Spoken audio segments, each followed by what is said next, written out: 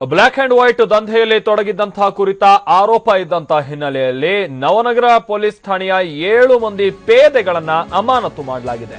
Raid ನೆಪದಲ್ಲಿ ಹಣ ದೋಚ್ತಾ ಇದ್ರು ಅನ್ನುವಂತ ಕೇಸ್ಗೆ ಸಂಬಂಧಪಟ್ಟಂತೆ ಸಸ್ಪೆಂಡ್ ಮಾಡಲಾಗಿದೆ. ಬಾಗಲಕೋಟೆ ಪೊಲೀಸ್ ವರಿಷ್ಠಾಧಿಕಾರಿ ರಿಷ್ಯಂತ್ ಈ ಕುರಿತಾದಂತಹ ಹೇಳಿಕೆಯನ್ನ ನೀಡಿದ್ದಾರೆ. ಈಗ ಹಾಗೆ ಇದೆಲ್ಲವೂ ಕೂಡ ದಕ್ಷಿಣ ಕನ್ನಡದ ಮಾಜಿ ಶಾಸಕರೊಬ್ಬರಿಗೆ ಸೇರಿರುವಂತಹ ಹಣ ಅಂತೇಳಿ ಶಂಕೆ ವ್ಯಕ್ತಪಡಿಸಲಾಗಿದೆ.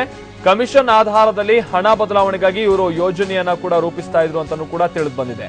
ಈ ವೇಳೆ ರೇಡ್ ನೆಪದಲ್ಲಿ ಹಣ ದೋಚೋಕೆ ಯತ್ನಿಸಿದರು ಅಂತ ತಿಳಿದು ಬಂದಿದೆ. ಜೊತೆಗೆ ರೇಡ್ ಮಾಡಿದಂತ ನವನಗರ ಠಾಣೆಯ ಸಿಬ್ಬಂದಿಯನ್ನ ಅಮಾನತು ಮಾಡಲಾಗಿದೆ. ಈವರೆಗೂ ಈ ಸಂಬಂಧ ಯಾವುದೇ ದೂರು ಕೂಡ ದಾಖಲಾಗಿಲ್ಲ, ಆದ್ರೆ ಸಂಶಯದ ಆಧಾರದ ಮೇಲೆ ಅಮಾನತು ಮಾಡಲಾಗಿದೆ ಅಂತ ಹೇಳಿ ತಿಳಿದು ಬಂದಿದೆ.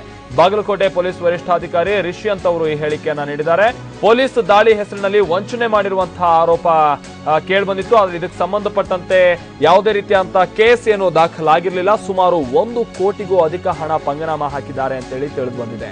ಮಾಜಿ ಶಾಸಕರೊಬ್ಬರಿಗೆ ಏನು ಈ ರೀತಿಯಾಗಿ ಪೊಲೀಸರು ಪೇದೆಗಳು ಪಂಗನಾಮ ಹಾಕಿದ್ದಾರೆ ಅನ್ನುವಂತ ಆರೋಪ ಇತ್ತು. ಇದಕ್ಕೆ ಸಂಬಂಧಪಟ್ಟಂತೆ ಈಗ ಸ್ವತಃ ಬಾಗಲಕೋಟೆ ಎಸ್ಪಿ ಈ ರೀತಿಯಾದಂತಹ ಒಂದು ನಿರ್ಧಾರವನ್ನ ತೆಗೆದುಕೊಂಡಿದ್ದಾರೆ. ಅಂದ್ರೆ ಇವರು ಬ್ಲಾಕ್ ಅಂಡ್ ವೈಟ್ ದಂಧೆಯಲ್ಲಿ ಅಂದ್ರೆ ಬ್ಲಾಕ್ ಮನಿಯನ್ನ ವೈಟ್ ಮನಿ ಮಾಡ್ಕೊಡ್ತೀವಿ ತಗೋಮಣ್ಣಿ ಅಂತ ಹೇಳಿ ತರಿಸ್ಕೊಳ್ತಾ ಇದ್ರು. ಆದ್ರೆ ತರುವಂತ ಸಂದರ್ಭದಲ್ಲೇ ರೈಡ್ ಮಾಡ್ತಾ ಇದ್ರು. ಮೊದಲಿಗೆ ಪೊಲೀಸ್ ಅಂತ ಏನು ಇವರು ಹೇಳ್ತಾ ಇರಲಿಲ್ಲ, ಆದ್ರೆ ತರುವಂತ ಸಂದರ್ಭದಲ್ಲೇ ರೈಡ್ ಮಾಡುವಂತ ರೀತಿಯಲ್ಲಿ ಒಂದು ಕಾರ್ಯಾಚರಣೆ ನಡೆಸಿ ಹಣವನ್ನ ತಮ್ಮ ವಶಕ್ಕೆ ತೆಗೆದುಕೊಳ್ತಾ ಇದ್ರು ಅಂತೆಲ್ಲ ಇವ್ರ ಮೇಲಿದ್ದಂತಹ ಆರೋಪವಂತೆ. ಇದಕ್ಕೆ ಸಂಬಂಧಪಟ್ಟಂತೆ 7 ಪೇದೆಗಳನ್ನ ಅಮಾನತು ಮಾಡಲಾಗಿದೆ. ಜೊತೆಗೆ ಇವರು ಈ ರೀತಿಯಾಗಿ ಹಣ ತರಿಸ್ಕೊಂಡು ರೈಡ್ ಮಾಡಿ ತಮ್ಮ ಸುಪರ್ದಿಗೆ ಹಣವನ್ನ ಪಡೆದುಕೊಂಡು ಕೇಸ್ ಕೂಡ ಬುಕ್ ಮಾಡದೆ ಪಂಗನಾಮ ಹಾಕಿದ್ದಂಥದ್ದು ಓರ್ವ ದಕ್ಷಿಣ ಕನ್ನಡ ಜಿಲ್ಲೆಯ ಶಾಸಕರಿಗೆ ಅಂತ ಹೇಳಿಯೂ ಕೂಡ ತಿಳಿದು ಬಂದಿದೆ. ಆದ್ರೆ ಇದಕ್ಕೆ ಸಂಬಂಧಪಟ್ಟಂತೆ ಯಾವುದೇ ರೀತಿಯಂತ ಲಿಖಿತ ಆರೋಪ ಇಲ್ಲ.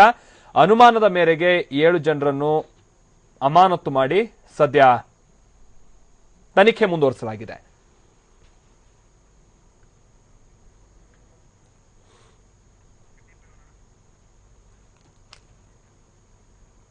ಅದೇ ಇದೆಲ್ಲವೂ ಕೂಡ ಮಂಗಳೂರಿನ ಅಂದ್ರೆ ದಕ್ಷಿಣ ಕನ್ನಡ ಜಿಲ್ಲೆಯ ಮಾಜಿ ಶಾಸಕನೋರ್ವನಿಗೆ ಸೇರಿದಂತಹ ಹಣ ಅನ್ನುವಂತ ಶಂಕೆ ಕೂಡ ಈಗ ಪೊಲೀಸ್ ವರಿಷ್ಠಾಧಿಕಾರಿಗಳಿಗಿದ್ದು ಅದಕ್ಕೆ ಸಂಬಂಧಪಟ್ಟಂತೆ ತನಿಖೆ ನಡೀತಾ ಇದೆ.